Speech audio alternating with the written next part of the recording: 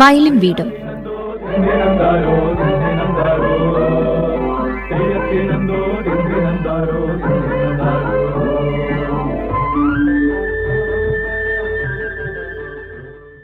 നമസ്കാരം പ്രിയ ശ്രോതാക്കളെ.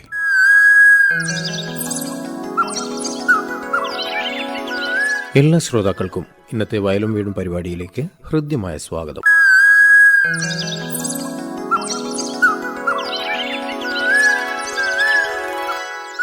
കുറ്റമറ്റ രീതിയിലുള്ള വിള പരിപാലനത്തിലൂടെ ലഭിക്കുന്ന മേന്മയുള്ളതും വിപണന സാധ്യതയുള്ളതുമായ കാർഷിക വിളകൾ കർഷകന് മിത്രം തന്നെയാണ്.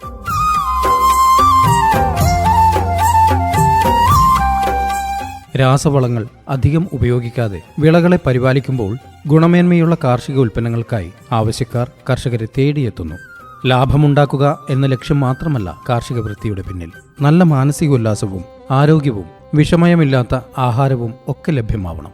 കൃഷിയെ സ്നേഹിക്കുന്നവരുടെ ചില വേറിട്ട ചിന്തകളാണ് ഓരോ കാർഷിക മേഖലയിലും അവരെ ശ്രദ്ധേയരാക്കുന്നത്. പ്രിയ ശ്രോതാക്കളെ, പോലീസ് ഓഫീസർ എന്ന പദവി വഹിച്ചുകൊണ്ടിരിക്കെ തന്നെ നല്ലൊരു കർഷകനായും ഇപ്പോൾ ഔദ്യോഗിക ജീവിതത്തിൽ നിന്ന് വിരമിച്ചതിനു ശേഷവും കാർഷിക മേഖലയിൽ സജീവ സാന്നിധ്യമാവുന്ന ഒരാളാണ് ഇന്ന് വയലും വീടും പരിപാടിയിൽ കൂട്ടിനുള്ളത്. തന്റെ വീടിനു ചുറ്റുമുള്ള സ്ഥലങ്ങളിൽ തെങ്ങും കവുങ്ങും വിളഞ്ഞു നിൽക്കുമ്പോൾ കപ്പയും വാഴയും പച്ചക്കറികളും അവയ്ക്ക് വേണ്ടുന്ന മുഖ്യമായ പരിപാലന രീതികൾ നൽകിക്കൊണ്ടുതന്നെ കാർഷിക മേഖലയിൽ തുടരുന്ന ഒരാൾ. കോഴിക്കോട് ജില്ലയിൽ കുറ്റ്യാടി വടയം സ്വദേശി റിട്ടയേർഡ് പോലീസ് ഓഫീസറും കർഷകനുമായ അശോകൻ നിരവത്താണ് ഇന്ന് തന്റെ കൃഷി അനുഭവങ്ങൾ പങ്കുവയ്ക്കുന്നതിനായി നമ്മോടൊപ്പമുള്ളത്. അശോകന് ഇന്നത്തെ വയലും വീടും പരിപാടിയിലേക്ക് ഹൃദ്യമായി സ്വാഗതം ചെയ്യുന്നു. നമസ്കാരം. അപ്പോൾ സമൂഹത്തിന് ഒരു രക്ഷകനായ പോലീസ് ഉദ്യോഗസ്ഥന്റെ പദവി വഹിക്കുന്നതോടൊപ്പം തന്നെ ഒരു കർഷകന്റെ തിളക്കമാർന്ന പദവി കൂടി താങ്കൾ കൂടെ കൊണ്ടു നടക്കാറുണ്ടായിരുന്നു അല്ലേ? അതെ അതെ. ഇപ്പോൾ ഔദ്യോഗിക ജീവിതത്തിൽ നിന്ന് വിരമിച്ചതോടെ കാർഷിക മേഖലയിൽ സജീവ സാന്നിധ്യമായി നിലകൊള്ളുന്ന താങ്കളുടെ കാർഷിക മേഖലയിലേക്കുള്ള കടന്നുവരവ് എങ്ങനെയായിരുന്നു അത്? ഞാൻ വളരെ ചെറുപ്പത്തിലെ കൃഷിയുമായി ബന്ധപ്പെട്ട് പ്രവർത്തിച്ചു വരുന്നതാണ്. കാരണം ഞാൻ ചെറിയ കാലത്ത് തന്നെ, ചെറുതായിരിക്കുമ്പോൾ തന്നെ അച്ഛൻ ഒരു കർഷകനും കർഷക തൊഴിലാളി കൂടിയായിരുന്നു. അപ്പോൾ അച്ഛൻ കൃഷി ചെയ്യാൻ കാലത്ത് പോകുമ്പോൾ കൂടെ എന്നെയും കൂട്ടുമായിരുന്നു. അങ്ങനെ അച്ഛൻ ചെയ്യുന്ന കൃഷി രീതികളും നേരെ കണ്ടു പഠിച്ചാണ് ഞാൻ ചെറുപ്പത്തിൽ തന്നെ. അങ്ങനെ ആ കൃഷി രീതി വലുതാവുമ്പോൾ ഞാൻ ഉപയോഗപ്പെടുത്തി. 8-9 ക്ലാസ് പഠിക്കുമ്പോൾ തന്നെ ഞങ്ങൾ നല്ലൊരു കൃഷി ആയിട്ട് മുന്നോട്ട് പോയിട്ടുണ്ട്. എൻ്റെ അടുത്ത സുഹൃത്തുക്കളുണ്ട്, തൊട്ടടുത്ത വീട്ടുകാരായ ബഷീർ, കുഞ്ഞബ്ദുള്ള, നാസർ തുടങ്ങിയവരെ കൂട്ടായിട്ടും കൃഷി നടത്തിയിട്ടുണ്ട്. അത് കൃഷി നടത്തിയതിന് ചെറുപ്പത്തിൽ കിട്ടിയ അറിവ് കൊണ്ടാണ് തുടർന്ന് വന്നത്. അപ്പോൾ അച്ഛനിൽ നിന്ന് കിട്ടിയ പാരമ്പര്യമായിട്ടുള്ള അതേ അറിവ് തന്നെ അതേ അറിവാണ് ഇപ്പം പിന്തുടരുന്നത്. ഏകദേശം ഒരു 10ാം ക്ലാസ് ആകുമ്പോഴേക്കും അച്ഛനും കൂടെ കൃഷി അച്ഛനുണ്ടാവും. അപ്പോൾ പിന്നെ 10ാം ക്ലാസ് അങ്ങനെയാവും ഞാൻ ഒറ്റയ്ക്ക് തന്നെ കൃഷി രീതി നോക്കി. അച്ഛനും സഹായിച്ചാണ് നോക്കിയത്. അങ്ങനെ 10ാം ക്ലാസ്സിന് ശേഷം ഞാൻ ഒറ്റയ്ക്ക് തന്നെ കൃഷി നടത്തി മുന്നോട്ട് പോകുന്നുണ്ട്. കാരണം കൃഷിയൊന്നും ഒരിക്കലും ഞാൻ ലാഭമോ നഷ്ടമോ നോക്കില്ല. ലാഭമോ നഷ്ടമോ നോക്കി കൃഷി തുടരുകയാണെങ്കിൽ ഞാനിത് മുമ്പേ നിർത്തിപ്പോയേനെ. കാരണം എൻ്റെ ഒരു താല്പര്യമാണ് കൃഷി ചെയ്യുക എന്നുള്ളത്. അത് നഷ്ടം നോക്കില്ല. ഇപ്പോൾ ഞാൻ വാഴക്കൃഷിയും കപ്പ കൃഷിയായിട്ട് ഇങ്ങനെ തുടർന്ന് വരികയാണ്. സ്വന്തം ജീവനോട് ചേർത്തുകൊണ്ട് തന്നെ കൃഷി. അതെ, കൃഷി എൻ്റെ ജീവൻ തന്നെയാണ്. ജീവനോട് അതിനുള്ള ലാഭം കാര്യങ്ങളും മികച്ചമായിട്ടുള്ള രീതിയും കാര്യങ്ങളൊന്നും പ്രതീക്ഷിച്ചുകൊണ്ടല്ല. അല്ലല്ല, ഞാൻ കൃഷി ലാഭം നോക്കി ഞാൻ പ്രതീക്ഷിക്കുന്നില്ല. അതാണ് ഞാൻ പറഞ്ഞത്. ലാഭം നഷ്ടം നോക്കുകയാണെങ്കിൽ ഞാൻ മുന്നേ കൃഷി ഉപേക്ഷിച്ച് പോകാൻ. കാരണം ഇപ്പം തന്നെ എനിക്കൊരു 1000-ഓളം കപ്പ വീട്ടിലുണ്ടായിരുന്നു. കഴിഞ്ഞ വർഷം ഇപ്പം വിളവെടുത്ത സമയമാണ്. പക്ഷെ അതിൽ 70% കാട്ടുപന്നി കൊണ്ടുപോയി. കൂടെ ചേന ഉണ്ടായിരുന്നു, ചേമ്പുണ്ടായിരുന്നു, കാച്ചിലുണ്ടായിരുന്നു. നമ്മുടെ നാട്ടിൽ ചെറുകിഴങ്ങ് എന്ന് പറയുന്ന ഉണ്ട്, അതുണ്ടായിരുന്നു. അതൊരു സാധനം ഒരു നേരത്തേക്ക് പോലും ഇല്ല. കപ്പ ഒരു 30% കപ്പ എനിക്ക് കിട്ടിയത്. ബാക്കിയെല്ലാം നഷ്ടം തന്നെയാണ്. പക്ഷെ അതിൻ്റെ ഞാൻ വീണ്ടും കപ്പ കൃഷി തുടരുകയാണ്. അതാണ് ഞാൻ പറഞ്ഞത്, ഞാൻ ഈ ലാഭം നോക്കിയിട്ട് കൃഷി ചെയ്തിട്ടില്ല. അപ്പോൾ എന്തൊക്കെ കാർഷിക വിളകളാണ് ചെയ്തു വരുന്നത് ഇപ്പോൾ? ഞാനിപ്പോൾ മെയിനായിട്ട് ചെയ്യുന്നത് വാഴക്കൃഷിയാണ്. അതിപ്പോൾ ഓണ സീസണിൽ ഒരുപാട് കൊല നല്ല വിലക്ക് തന്നെ വിറ്റിട്ടുണ്ട്. അതിനുശേഷം വിൽക്കാൻ വേണ്ടി കൃഷി ചെയ്യുന്ന ഒന്ന് കപ്പയാണ്. ഇത് രണ്ടും ഇപ്പം തുടർന്ന് പോകുന്നത്. മറ്റേ പച്ചക്കറിയെല്ലാം സീസണിൽ ഇപ്പം തുടങ്ങുന്നുണ്ട്. സീസണിൽ തുടങ്ങും, അത് കുറച്ച് അത് പോകുന്നത്. കാരണം കൂടുതലായിട്ട് ശ്രദ്ധ കൊടുത്തിരിക്കുന്നത് വാഴ കൃഷിയാണ്. അപ്പോൾ എത്രത്തോളം സ്ഥലത്താണ് ഈ ഇത്തരം കൃഷി ചെയ്തു വരുന്നത്? ഞാൻ എൻ്റെ സ്ഥലം വീട് നിൽക്കുന്നത് ഏകദേശം 1.5 ഏക്കറുണ്ട്. അതിൽ 60 സെൻറ്റ് മാത്രമാണ് വീട് മാത്രമാണ് എൻ്റെതുള്ളത്. ബാക്കി വേറെ ആളെ സ്ഥലമാണ്. അത് അവിടെ കൃഷി ഞാൻ ചെയ്യുന്നുണ്ട്. അവിടെയാണ് കപ്പ പറഞ്ഞ കൃഷിയെല്ലാം ചെയ്തു വരുന്നത്. അതുകൂടാതെ വാഴ കൃഷി ചെയ്യുന്നത് വേറെ വയൽ നികത്തിയ കുനികളുണ്ട്. അത് എൻ്റെതായിട്ട് കുറച്ച് സ്ഥലമുണ്ട്, അല്ലാത്ത ആൾക്കാർക്കുണ്ട്. അവരെന്നോട് വാഴ വെച്ചോളം പറയും, അവിടെ ഞാൻ കൃഷി ഉണ്ട് ചെയ്യുന്നു വരുന്നത്. അപ്പോൾ ഈ വാഴ കൃഷിയോട് കൂടിയിട്ട് തന്നെയാണോ അല്ലെങ്കിൽ ഇടവിളയായിട്ടാണോ കപ്പയും അതുപോലുള്ള മറ്റുള്ള കൃഷി ചെയ്തു വരുന്നത്? വേറെ സ്ഥലങ്ങളിലാണ് വാഴ കൃഷിയിനകത്ത് വാഴ മാത്രമേ ചെയ്യുന്നുള്ളൂ. ഇടവിളയായിട്ട് ഒന്നും ചെയ്യുന്നില്ല. മറ്റ് കൃഷികളെല്ലാം വേറെ സ്ഥലത്താണ് ചെയ്യുന്നത്. അപ്പോൾ ഇതിൻ്റെയൊക്കെ നടീൽ രീതിയും പരിചരണ രീതിയും അങ്ങനെയൊക്കെയാണ് പ്രത്യേകം ശ്രദ്ധിച്ചു വരുന്നത്. നടീൽ പണ്ട് കാലത്തെ പഠിച്ച ഇത് തന്നെയാണ് ഇപ്പം ചെയ്തിട്ടുണ്ട്. പുതുതായിട്ട് പലതുണ്ട്, പല വളങ്ങളും ഇതെല്ലാം ഉപയോഗിക്കുന്നുണ്ട്. ഞാൻ അധികവും ജൈവ വളങ്ങൾ ചേർക്കുന്നുണ്ട്. ജൈവ വളങ്ങൾ മെയിനായിട്ട് ചെയ്യുന്നത് കടലപ്പിണ്ണാക്ക് പൊടിച്ച് അതും നാട്ടിൽ ചാരം ഇട്ടിട്ട് വളർത്തുന്നുണ്ട്. അതുപോലെ തന്നെ രാസവളങ്ങളും ചെയ്യുന്നുണ്ട്, ജൈവമായിട്ട് അതും ചെയ്യുന്നുണ്ട്. പക്ഷെ വെറും ജൈവ തന്നെ മുന്നോട്ട് പോകാൻ വെച്ചാൽ കുറച്ച് ബുദ്ധിമുട്ടുണ്ട്. കൂടുതൽ കിട്ടണമെങ്കിൽ രാസവളം ചേർക്കണമുണ്ട്.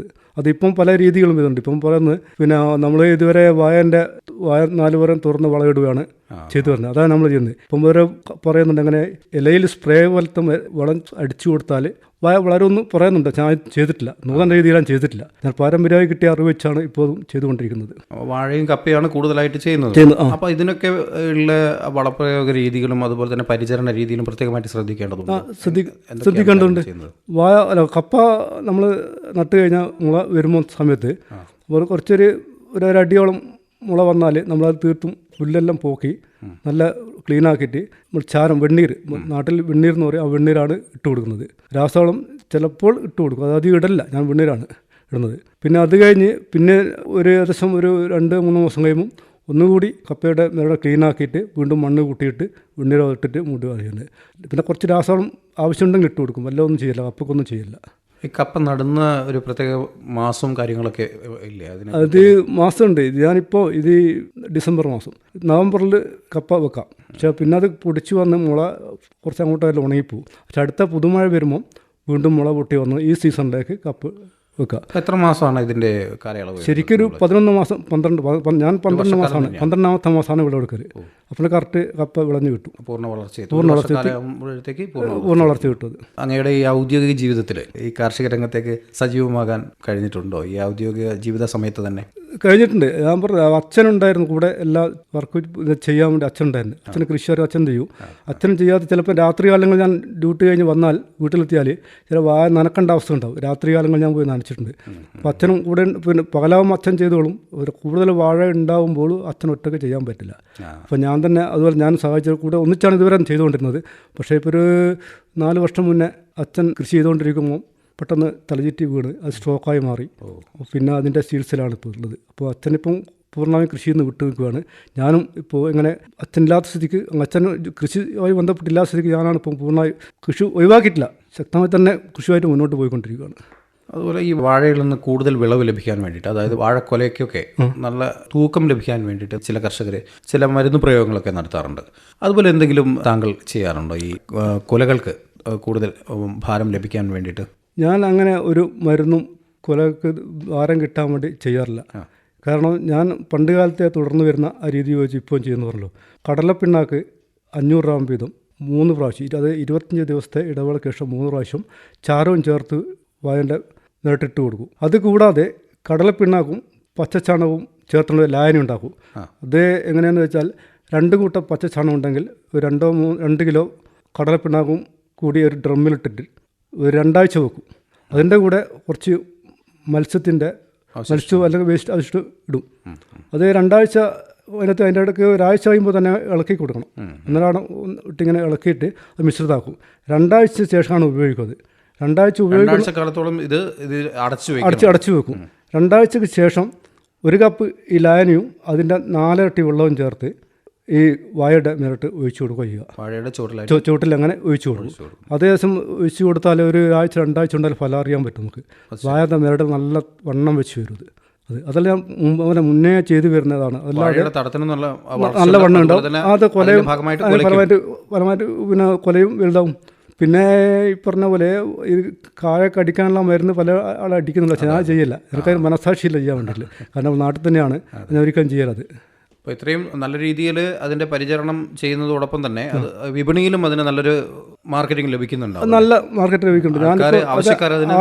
ആവശ്യക്കാർ ഞാൻ പറഞ്ഞില്ല, ഞാനിപ്പോൾ നിങ്ങൾ ചെയ്യുന്നതുകൊണ്ട് ഞാനെങ്ങനെ ചെയ്യാന്നുള്ള ഏകദേശം ആൾക്കാർക്ക് അറിയാം. ഞാനൊന്നും അങ്ങനെ അധികം രാസവളം ചെയ്യലാണ്. അതുകൊണ്ട് തന്നെ ഈ നമ്മളെ കൊലേൻ്റെ മാമ്പ്, നമ്മൾ മാമ്പ് എന്ന് പറയാൻ അറിയില്ല, കൂമ്പെന്നും പറയും. അത് ആവശ്യക്കാർ വന്ന് ചോദിച്ചു വാങ്ങിക്കൊണ്ട്.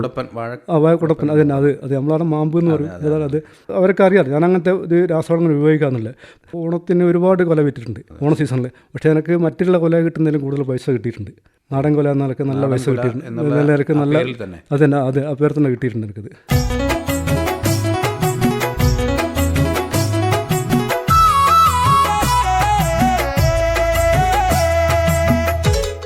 നമ്മൾ രാസവള പ്രയോഗങ്ങൾ കൂടുതലില്ലാത്ത രീതിയിൽ പരിചരിക്കുമ്പോൾ അതിനാവശ്യക്കാർ തേടി വരും. ആവശ്യം തേടി വന്നിട്ടുണ്ട്. അത് എത്രയോ പേർ നേരിട്ട് വന്നിട്ട് എൻ്റെ ഇവിടുന്ന് കൊല വാങ്ങിച്ചു കൊണ്ടുവരുന്നത്. ഞാൻ കടയിൽ പോയി തൂക്കി അവർക്ക് കൊടുക്കും. എത്രയോ പേര് വന്നു വെച്ചിട്ടുണ്ട്. ഇതിന് ചാരം ഉപയോഗിക്കുന്നെന്ന് പറഞ്ഞു. അപ്പോൾ അതിന് നമ്മൾ വിറകടുപ്പിൽ ഉപയോഗിക്കുന്ന ആ ചാരം തന്നെയാണോ, അല്ലെങ്കിൽ മറ്റുള്ള ഉണങ്ങിക്കിടക്കുന്ന ഇലകളൊക്കെ കത്തിച്ചിട്ടുള്ള ചാരമാണോ ഉപയോഗിക്കുന്നത്? ഇത് ഉണങ്ങി കിടക്കുന്ന ഇലകൾ കത്തിച്ചിട്ടുള്ള ചാരം നമുക്ക് പച്ചക്കറിക്ക് അതാണ് ഉപയോഗിക്കാൻ പറ്റും. പച്ചക്കറിക്ക് നമ്മൾ ഉപയോഗിക്കുമ്പോൾ പിണ്ണാക്ക്, നമ്മുടെ കടലപ്പിണ്ണാക്ക്, പച്ചക്കറി നമ്മൾ നടുമ്പോൾ ഈ ഇലകൾ മാത്രം കത്തിച്ചിട്ടുള്ള ചാരം എടുക്കാവും. കാരണം മറ്റു ചില വിറക് കത്തിച്ചിട്ടുള്ള ചാരം എടുത്താൽ അത് പിന്നെ പച്ചക്കറിക്ക് ദോഷമായി ചെയ്യുമെന്ന് പറയുന്നത്. അങ്ങനെയാണ് അറിഞ്ഞു കേട്ടത്. അതുകൊണ്ട് ഞാൻ പച്ചക്കറി നടുമ്പോൾ ഇലകൾ ഉണങ്ങിയ ഇലകൾ കത്തിച്ച് ചാരാക്കിയിട്ട് അത് ഇട്ട് കൊടുക്കും. പിണ്ണാക്കിൻ്റെ കൂടെ ഇട്ട് കൊടുക്കും. അല്ലാതെ വാഴക്കിടുമ്പോൾ മൊത്തം വിറക് കത്തിച്ച എല്ലാ ചാരം ഉപയോഗിക്കുന്നുണ്ട്. അതിനൊന്നും ഒരു ദോഷമില്ല. ഈ ചാരത്തിലധികം പൊട്ടാഷ് എന്നാണ് പറഞ്ഞ് അടങ്ങിയിട്ടുള്ളത്. പൊട്ടാഷിന് പകരം ചാരം ഇട്ടാൽ മതി എന്നാണ് പറയുന്നത്. പക്ഷേ ആ സമയത്ത് തെളിയിച്ചില്ല. പക്ഷേ നല്ലതാണ്. വെണ്ണിട്ടാൽ നമ്മളൊരു കപ്പക്ക് ഈ നല്ല ഇത് ചാരം നല്ല ഇട്ടാൽ നല്ല കപ്പ തടിച്ച് വരും. നല്ല ഇവിടെ ഞാൻ കഴിഞ്ഞ പ്രാവശ്യം പറഞ്ഞ അധികവും ഈ ചാര ഇട്ടത് കപ്പക്ക്. പക്ഷേ കപ്പ നല്ല ഉഷാറായി തടിച്ച് വന്നിക്ക്. പക്ഷെ അതിൻ്റെ 70% കാട്ടുപന്നി കൊണ്ടുപോയി ഞാൻ നേരത്തെ പറഞ്ഞത്. അതാണ്, ഒരു സാധനം ഇല്ല. കുറച്ച് കൂവ ഉണ്ടായിരുന്നു, അത് കൊണ്ടുപോയി. അതിന് മറ്റ് കാച്ചിരി കൊണ്ടുപോയി, എല്ലാം കൊണ്ടുപോയി. ഒരു നേരത്തേക്കുള്ളത് ഈ വർഷം കിട്ടിയിട്ടില്ല. നമ്മൾ വീട്ടിലുണ്ടാക്കാൻ ഒരു നേരത്തേക്കുള്ളത് കിട്ടിയിട്ടില്ല. അപ്പോൾ അവരുടെ ആവശ്യം കഴിഞ്ഞ് ബാക്കി കിട്ടിയത് ഒരു കപ്പ മാത്രമേ കുറച്ച് കിട്ടി. അതിന് 1000 മേടോളം കപ്പ ഉള്ളപ്പോഴാണ് ഒരു 30% കിട്ടിയത്. അപ്പോൾ വാഴ കൃഷികൾക്ക് വരുന്ന ഈ രോഗങ്ങൾക്ക് പ്രത്യേകമായിട്ടും ശ്രദ്ധിക്കാറുണ്ട്? അതിന് പ്രതിവിധിയായിട്ട് എന്തെങ്കിലും ശ്രദ്ധിക്കാറുണ്ട്? വാഴയ്ക്ക് ഇപ്പം വരുന്ന മെയിനായിട്ടുള്ളൊരു തണ്ടുതുറപ്പാണ് എല്ലാവരുടെയും ബാധിക്കുന്നത്.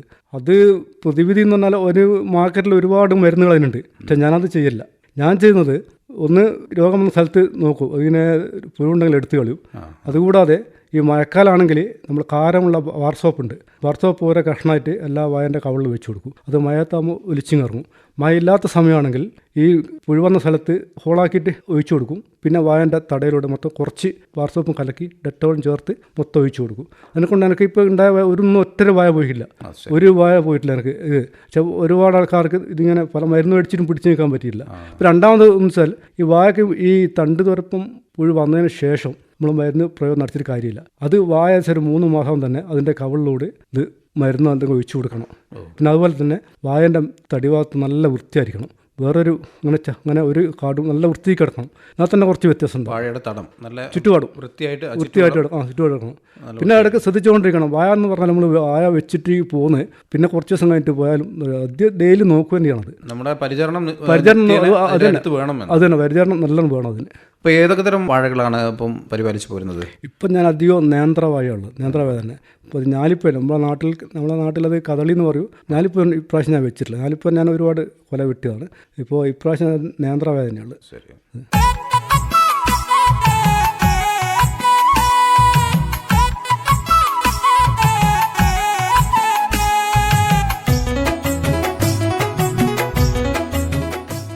വാഴക്കൃഷി, കപ്പകൃഷി, അതിൻ്റെ കൂടെ വേറെ എന്തൊക്കെ കൃഷികളാണെന്ന് പറഞ്ഞത്? ചെറുകിഴങ്ങുണ്ടായിരുന്നു, കാച്ചിലുണ്ട്, ചേനയുണ്ട്, കൂവുണ്ട്, പിന്നെ കുറച്ച് മധുരക്കിഴങ്ങുണ്ടായിരുന്നു. അത് ഇപ്രാവശ്യം എല്ലാം പോയത്. ഇപ്പം മറ്റേ പച്ചക്കറി കുറച്ച് ഇപ്പം നടാൻ വേണ്ടി നിൽക്കുന്നതാണ്, എല്ലാം റെഡിയാക്കി വെച്ചിട്ടുണ്ട്.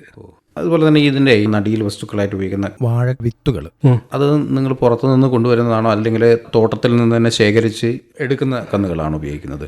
ആദ്യം ഞാൻ അങ്ങനെ എടുത്തുകൊണ്ടിരുന്നത്. പക്ഷേ അത് നമ്മൾ നാടൻ കന്ന് എടുത്തുകൊണ്ടിരിക്കുമ്പോൾ നമ്മളൊരു ഒരുപാട് കേട് സംഭവിക്കുന്നുണ്ട്. നമ്മൾ അതേ വെച്ച വന്ന് തന്നെ വീണ്ടും വെക്കുക. അപ്പോൾ ഇപ്പോൾ ഞാനിപ്പോൾ 2-3 വർഷമായിട്ട് തൊട്ടടുത്തുള്ള ഒരു ഫാമുണ്ട്, അവിടെ നിന്ന് എടുക്കുന്നത് കന്ന്. പുറത്തുനിന്ന് നഴ്സറികളിൽ നിന്ന് എടുത്തിട്ടാണ് ഇപ്പം കന്ന് ഉപയോഗിക്കുന്നത്.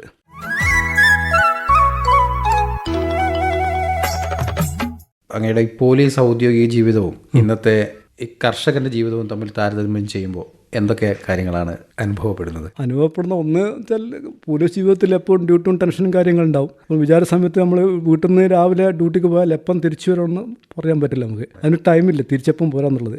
അപ്പോൾ ഫ്രീ ആണ്. ഇപ്പം ചില മറ്റു വേറെ മറ്റു ടെൻഷനൊന്നുമില്ല. ഇപ്പോൾ കൃഷിയായിട്ട് ബന്ധപ്പെട്ട് പ്രവർത്തിക്കുക, പിന്നെ മറ്റു കാര്യങ്ങൾ നോക്കാം, ടെൻഷനില്ല. മറ്റേപ്പം രാവിലെ പോകണം, ഡ്യൂട്ടീൻ്റെ ഭാഗമാണത്, പറഞ്ഞു തരാം, ഡ്യൂട്ടീൻ്റെ ഭാഗമാണത്. അത് നമ്മൾ അനുഭവിച്ചാൽ പറ്റുമത്. മറ്റു ഡ്യൂട്ടി നമുക്ക് ടൈമില്ലല്ലോ. മറ്റ് ഡ്യൂട്ടികളെന്ന് പറഞ്ഞാൽ ഗവൺമെൻറ് 10 മണിക്ക് പോകുക, 5 മണിക്ക് തിരിച്ചു പോകാം. നമുക്ക് മുൻകൂട്ടി തീരുമാനിക്കാം. 5 മണിക്ക് ഡ്യൂട്ടി കഴിഞ്ഞ് വന്നാൽ നമുക്ക് ഇങ്ങോട്ട് പോകാം. നമുക്ക് തീരുമാനം ഒരു പ്രശ്നമുള്ള സ്ഥലത്തെല്ലാം പെട്ടാൽ എപ്പം തിരിച്ചു വരുമെന്ന് പറയാൻ പറ്റില്ല. നമ്മൾ ഡ്യൂട്ടീൻ്റെ ഭാഗമാണത്, അത് പറഞ്ഞിട്ട് കാര്യമില്ല. ഔദ്യോഗിക ജീവിതത്തിൽ നിന്ന് വിരമിച്ചതിന് ശേഷം ഒരു കർഷകൻ എന്ന നിലയിൽ ഈ കാർഷിക മേഖലയുമായി ബന്ധപ്പെട്ട എന്തെങ്കിലും അവാർഡുകളോ കാര്യങ്ങളോ അങ്ങേ തേടി വന്നിട്ടുണ്ടോ? അംഗീകാരം കിട്ടിയിട്ടുണ്ട്. കുറ്റ്യാടി ഗ്രാമപഞ്ചായത്തും കൃഷി വകുപ്പും ചേർന്ന് മികച്ച കർഷകർക്കുള്ള അവാർഡ് മാത്രമല്ല, ഒരു ആദരിക്കൽ ചടങ്ങുണ്ടായിരുന്നു. ആ ചടങ്ങിൽ എന്നെ കുറ്റ്യാടി പഞ്ചായത്തിലെ മികച്ച കർഷകനായി തിരഞ്ഞെടുത്തിട്ടുണ്ട്. കുറ്റ്യാടി പഞ്ചായത്തിലെ മികച്ച കർഷകനായിട്ട്. അത് ഏത് വർഷമാണ്? അതിപ്പോൾ 2024 ചിങ്ങവന്നി, കഴിഞ്ഞ ചിങ്ങവന്നി. വാഴ കൃഷി തന്നെയാണോ അത് പ്രാധാന്യമായിട്ട് കണക്കിലെടുത്തത്, അല്ലെങ്കിൽ കൃഷി മൊത്തമാണോ? അത് വാഴ കൃഷി മൊത്തമാണ്. ഞാൻ എല്ലാ മേഖലയുണ്ട്, കവുങ്ങ്, തെങ്ങ്, എല്ലാ മേഖലയും ഞാൻ നോക്കുന്നത്. അതെല്ലാം കണ്ടാണ് ചെയ്തതെന്ന് തോന്നുന്നത്. ഇതിൻ്റെയൊക്കെ ജലസേചന സൗകര്യങ്ങളും കാര്യങ്ങളൊക്കെ ശ്രദ്ധിക്കുന്നത്. ജലസേചനം ഒരു പ്രശ്നം തന്നെയാണ്. കാരണം ഇപ്പോൾ ഈ കപ്പ വെക്കുമ്പോൾ അതിന് വെള്ളത്തിൻ്റെ ആവശ്യമില്ല, സീസണിൽ വെക്കുന്നത്. പച്ചക്കറി നടുമ്പോൾ വാഴ വെക്കുമ്പോൾ വെള്ളത്തിൻ്റെ ആവശ്യമുണ്ട്. ഇപ്പോൾ മാർച്ച് മാസം വരെ നമ്മൾ കൃഷി ചെയ്യുന്ന സ്ഥലത്ത് ഒരു തോടുണ്ട്. ആ തോടിലെ വെള്ളമാണ് ഉപയോഗിക്കുന്നത്. മാർച്ച് മാസം ലാസ്റ്റ് ആകുമ്പോൾ ഒരു കൈക്കനാലുണ്ട്. കനാൽ തുറന്നപ്പോൾ കൈക്കനാലിൽ വെള്ളം കുറച്ച് തോട്ടിലൂടെ തുറന്നു വിടും. അങ്ങനെ ആ വെള്ളമാണ് ഉപയോഗപ്പെടുന്നത്. ഇപ്പം കഴിഞ്ഞ വർഷം അത് അങ്ങനെ വെള്ളം കിട്ടിയിട്ടില്ല. അതിൻ്റെ ബുദ്ധിമുട്ട് നമ്മൾ അനുഭവിച്ചിട്ടുണ്ട്. കുറേ അപ്പുറത്തുള്ള വേറൊരു കിണറ്റിനാണ് വാഴ നനക്കാനുള്ള വെള്ളം എടുത്തുകൊണ്ടിരുന്നത്. നേന്ത്രവാഴയ്ക്കൊക്കെ പ്രത്യേകമായിട്ട് ജലസേചനം അത് കഴിഞ്ഞ വർഷം ഈ കൈക്കനാല് തുറന്നിട്ടില്ല, എന്തോ പ്രശ്നം കൊണ്ട് അങ്ങനെ തുറന്നിട്ടില്ല. അത് പ്രതീക്ഷിച്ചാണ് നമ്മൾ അവിടെ എടുത്ത് വെച്ചത്. പക്ഷേ വെള്ളം കിട്ടിയില്ല. പക്ഷേ നമ്മൾ ഏകദേശം ഒരു 100 മീറ്റർ അപ്പുറമുള്ള ഒരു കിണറ്റിന് കൂലിക്ക് മോട്ടർ അടിച്ച് ചെയ്താണ്, അല്ലെങ്കിൽ വാഴ നശിച്ചു. വെള്ളത്തിൻ്റെ ഒരു പ്രശ്നം തന്നെയാണ്. അപ്പോൾ ഇത്തരത്തിലുള്ള കൃഷികൾക്ക് എത്രത്തോളം ചിലവ് വരുന്നുണ്ട്? ചിലവ് ഞാൻ അങ്ങനെ കണക്ക് കൂട്ടുകാറില്ല. ഞാൻ പറഞ്ഞില്ല, അങ്ങനെ കണക്ക് കൂട്ടിയൊക്കെ മുന്നോട്ട് പോകുന്നില്ല. എന്നാലും നഷ്ടം പറ്റും. ഇപ്പം ഞാൻ പറഞ്ഞില്ലേ, ഓണ സീസണിൽ വാഴ വെച്ചപ്പോൾ ഞാനൊരു 12,000 രൂപ ഞാൻ വെള്ളത്തിൻ്റെ പ്രശ്നം നനക്കാൻ വേണ്ടി കൊടുത്തിട്ടുണ്ട്. പക്ഷേ അതെല്ലാം ഞാൻ കണക്ക് കൂട്ടി നോക്കുമ്പോൾ എനിക്ക് മെച്ചമുണ്ടായിട്ടുണ്ട്. നഷ്ടം പറ്റിയിട്ടില്ല, വലിയ ലാഭമില്ല.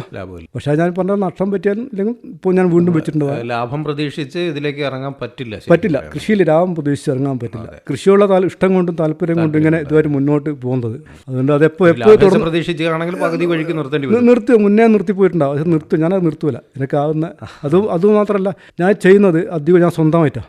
എനിക്ക് എടുക്കാൻ പറ്റില്ലാന്ന് തോന്നുന്ന ആളെ ഞാൻ കൂലിക്ക് വിളിക്കും, പുറമെ നാളെ വിളിച്ച് ചെയ്യിക്കും. ബാക്കി ഇതെല്ലാം സ്വന്തം ചെയ്യുന്നതാണ്.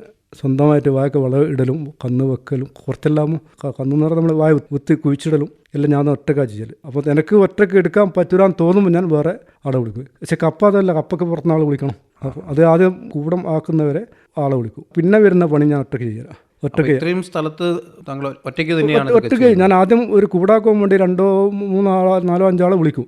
പിന്നെ അത് എൻ്റെ സൗകര്യത്തിനനുസരിച്ച് ഞാൻ പിന്നെ എടുത്തുകൊണ്ടിരിക്കും. അത് രാവിലെ ഉച്ച അങ്ങൊന്നുമില്ല, എൻ്റെ സൗകര്യം എല്ലാം ഒറ്റയ്ക്ക് എടുത്തുകൊണ്ടിരിക്കും.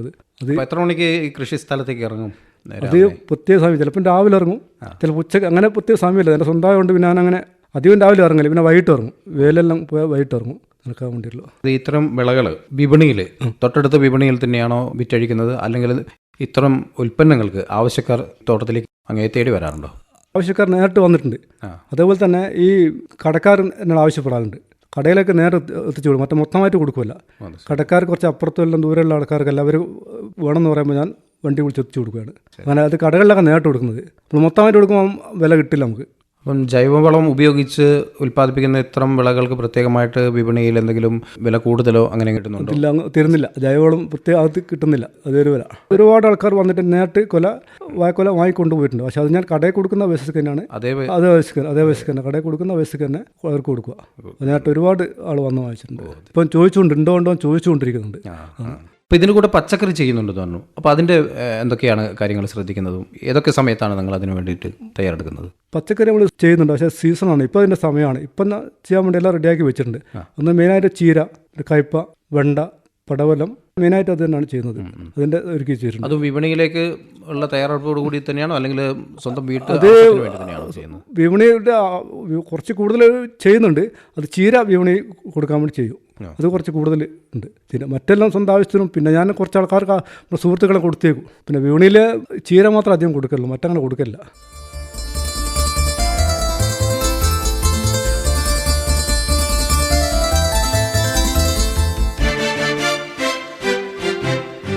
ഇപ്പം ഇന്നത്തെ കാലത്തെന്ന് പറഞ്ഞാൽ പലരും ചെയ്യുന്നൊരു കാര്യം എന്ന് പറഞ്ഞാൽ നമ്മൾ ലാഭം പ്രതീക്ഷിച്ചുകൊണ്ട് തന്നെ ഒട്ടനവധി രാസപ്രയോഗങ്ങളൊക്കെ നടത്തിയിട്ടാണ് പല കാർഷിക ഉൽപ്പന്നങ്ങളും ഇന്ന് നമുക്ക് വിപണിയിലൂടെ കിട്ടുന്നത്. പച്ചക്കറികളായിക്കോട്ടെ, അല്ലെങ്കിൽ ഇതുപോലുള്ള പഴങ്ങളും അതുപോലെയുള്ള കാര്യങ്ങളൊക്കെ തന്നെ നമുക്ക് കിട്ടുന്നത് അതികഠിനമായിട്ടുള്ള കീടനാശിനികളുടെ പ്രയോഗത്താൽ ഉണ്ടാവുന്ന ഉൽപ്പന്നങ്ങളാണ്. പക്ഷെ അതിൽ നിന്നൊക്കെ മാറി അങ്ങ് പ്രത്യേകിച്ച് ജൈവ രീതിയിലൂടെ തന്നെ ഇത്തരം വിളകൾക്ക് കൂട്ടു നിൽക്കുമ്പോൾ ബുദ്ധിമുട്ടുകൾ പലതും നേരിടേണ്ടി വന്നിട്ടുണ്ടാവുമോ? ഈ രാസവളങ്ങൾ കുറച്ചിട്ട് അത് നമ്മൾ ചാണകപ്പൊടി കൃഷി രീതിക്ക് രീതി അതനുസരിച്ച് തന്നെ, അല്ലാണ്ട് ബുദ്ധിമുട്ട് അനുഭവിച്ചൊന്നുമില്ല, അനുഭവത്തില്ല. പക്ഷെ നമ്മൾ വിചാരിക്കുന്ന പോലെ രാസവളം ഉപയോഗിക്കാതെ കൃഷി ഉണ്ടാക്കുമ്പം അതിൻ്റെ പോരായ്മ എന്ന് പറഞ്ഞാൽ നമ്മൾ വിചാരിച്ച പോലെ വളർച്ച കിട്ടില്ല. ഞാൻ നേരത്തെ പറഞ്ഞ അത് തന്നെ കടലപ്പിണ്ണാക്കാണ് എൻ്റെ മെയിൻ. അത് 2-3 പ്രാവശ്യം ഇട്ട് കൊടുക്കും. ചാണകപ്പൊടി ഇടും. പച്ചക്കറിക്ക് തന്നെ ചാണകപ്പൊടി, കടലപ്പിണ്ണാക്ക്, മറിച്ച് അധികം അമിത രാസവളം ഞാൻ ഉപയോഗിക്കാറില്ല. ഈ പച്ചക്കറികൾക്ക് ഉണ്ടാവുന്ന രോഗങ്ങൾക്ക്, പ്രത്യേകിച്ച് ഉണ്ടാവുന്ന പലവിധ രോഗങ്ങൾക്ക് എന്തെങ്കിലും കീടനാശിനിയായിട്ട് എന്തെങ്കിലും ഈ ജൈവ രീതിയിൽ പ്രയോഗിക്കുന്നുണ്ടോ? ജൈവ രീതിയിൽ വെളുത്തുള്ളി കഷായം അടിക്കലുണ്ട്. വെളുത്തുള്ളി കഷായം ഉണ്ടാക്കി ചെയ്യുന്നുണ്ട്.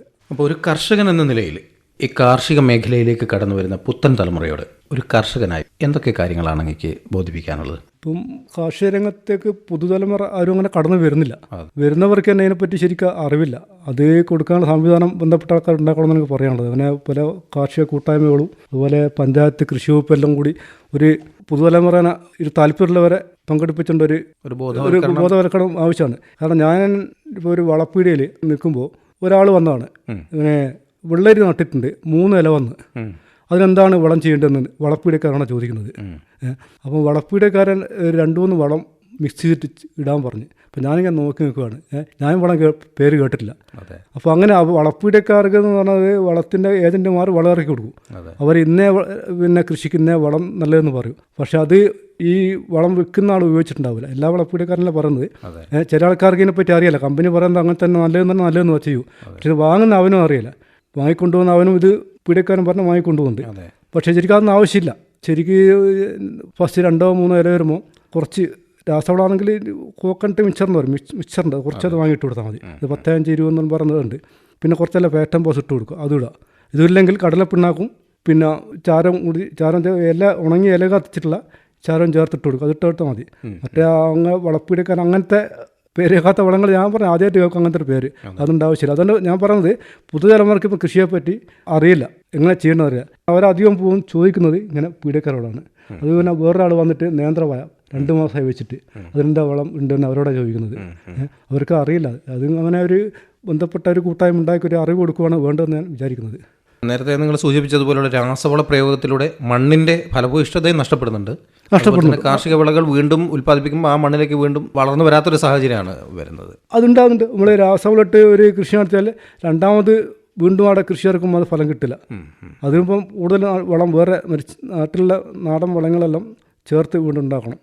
അതങ്ങനെ നമ്മളിപ്പോൾ ഞാനിപ്പോൾ ഒരു സ്ഥലത്തൊരു വായ വെച്ചാൽ ആ വായൻ്റെ കീടങ്ങൾ മൊത്തമെല്ലാം പോകണമെങ്കിൽ അടുത്ത വർഷമാണ് അവിടെ കപ്പ വെക്കും, 1 വർഷം കപ്പയും വെക്കും. അങ്ങനെ പിന്നെയാണ് ഞാൻ അവിടെ 2ാം വായ വെക്കുക.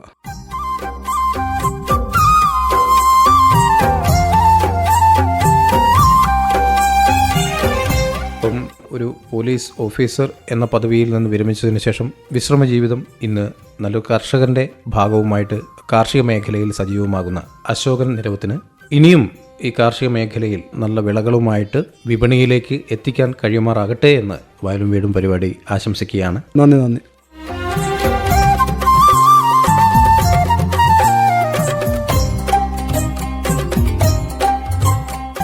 കോഴിക്കോട് ജില്ലയിൽ കുറ്റ്യാടി വടയം സ്വദേശി റിട്ടയർഡ് പോലീസ് ഓഫീസറും കർഷകരുമായ അശോകൻ നിരവത്ത് തന്റെ കൃഷി അനുഭവങ്ങൾ പങ്കുവയ്ക്കുകയായിരുന്നു ഇതുവരെ.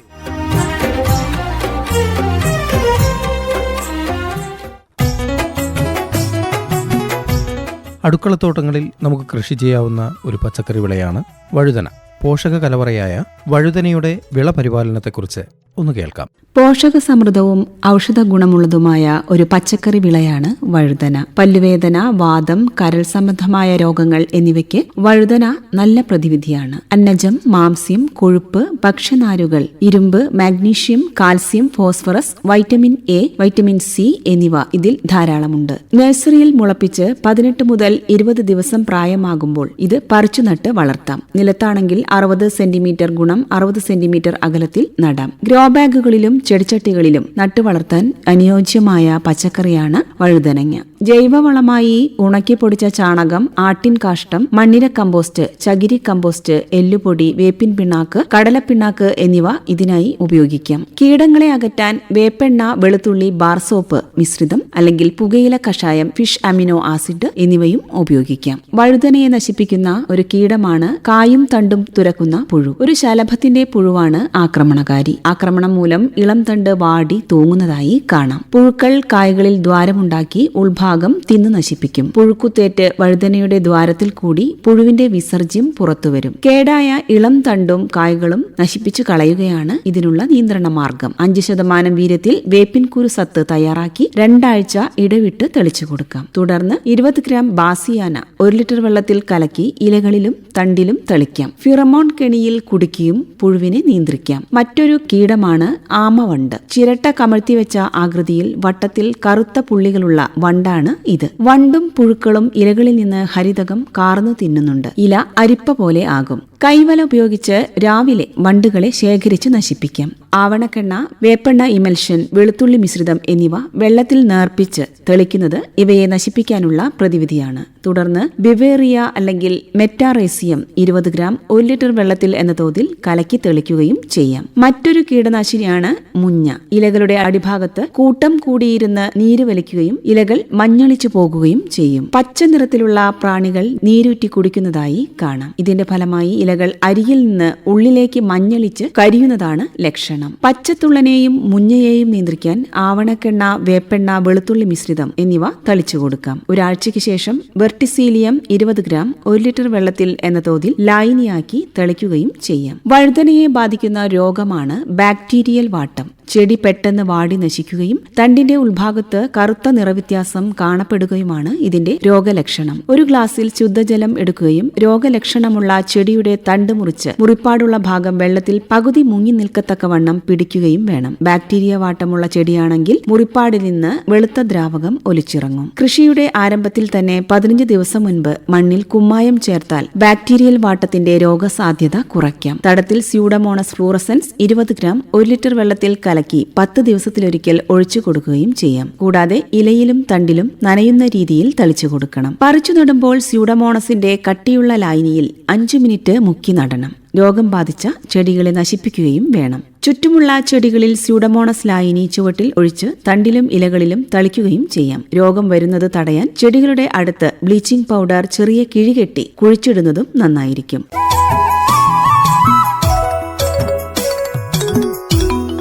വയലും വീടും പരിപാടി സമാപിക്കുന്നു.